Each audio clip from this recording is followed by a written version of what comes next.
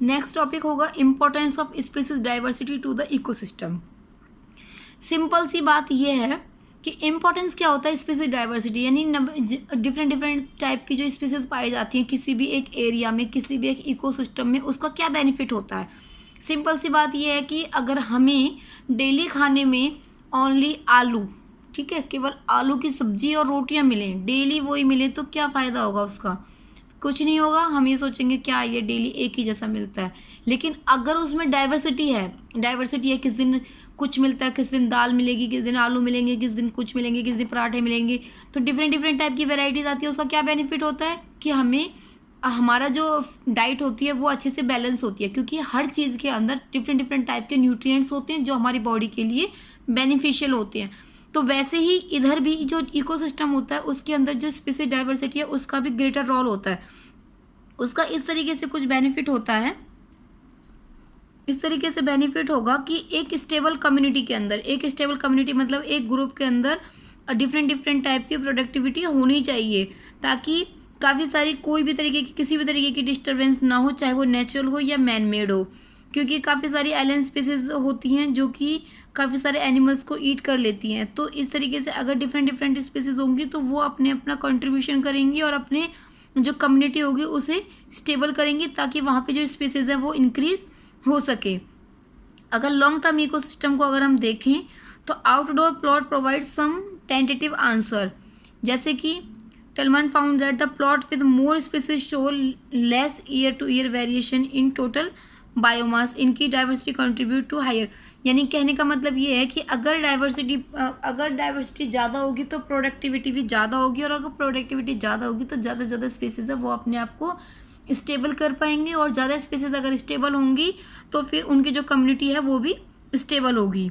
We know that we may not understand completely कि how species richness contribute to, कि हमें ये समझ नहीं आ रहा कि ज़्यादा स्पीसीज अगर होंगी तो उनका कैसे कंट्रीब्यूशन होगा इकोसिस्टम में, क्योंकि rich biodiversity is not only essential for ecosystem health but, क्योंकि जो ज़्यादा स्पीसीज हैं वो सिर्फ इकोसिस्टम के हेल्थ के लिए ही नहीं बल्कि ह्यूमन के लिए भी बेनिफिशियल होती हैं, ह्यूमन के सर्वाइवल के लिए भी बेनिफिशियल होती हैं। क्योंकि अगर हम देखें तो डिफरेंट डिफरेंट रिक्वायरमेंट के अकॉर्डिंग एनिमल जो ह्यूमन बीइंग होती हैं वो अलग अलग एनिमल्स के ऊपर डिपेंड करते हैं या अलग अलग स्पीसीज के ऊपर डिपेंड करते हैं।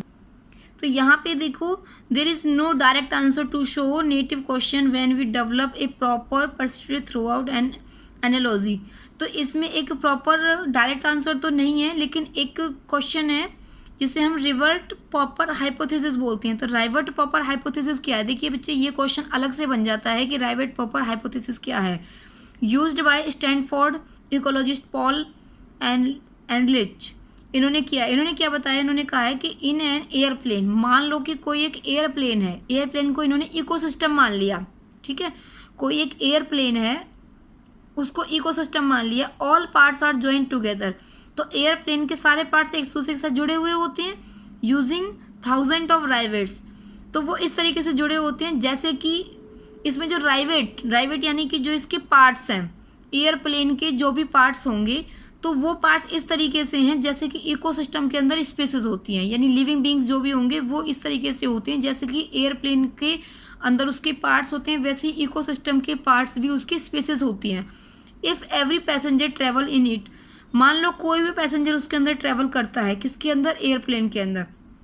It start popping a rivet to take home, तो वो उसके किसको यूज़ करेंगे? पार्ट को, यानी उसके जो किसके पार्ट को? एयरप्लेन के पार्ट को यूज़ करेंगे अपने घर पहुंचने के लिए।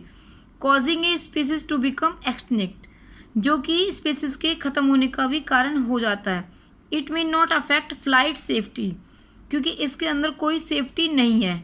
तो proper functioning of the ecosystem, क्योंकि इकोसिस्टम के लिए प्रॉपर फंक्शनिंग जरूरी है। But as more and more rivet are removed, देखिए अगर मान लो कोई भी एक पार्ट रिमूव हो जाता है, ठीक है, एयरप्लेन का कोई भी एक पार्ट रिमूव हो जाता है तो वो एक कॉज करेगा, अफेक्ट करेगा। लेकिन उसके बहुत ज़्यादा पार्ट्स अगर हट जाएं तो plane become dangerous weak over a period of time, तो जो एयरप्लेन होगा वो बहुत जल्दी से ख़त्म हो जाएगा, ख़राब हो जाएगा। Which diversity is removed may also be critical.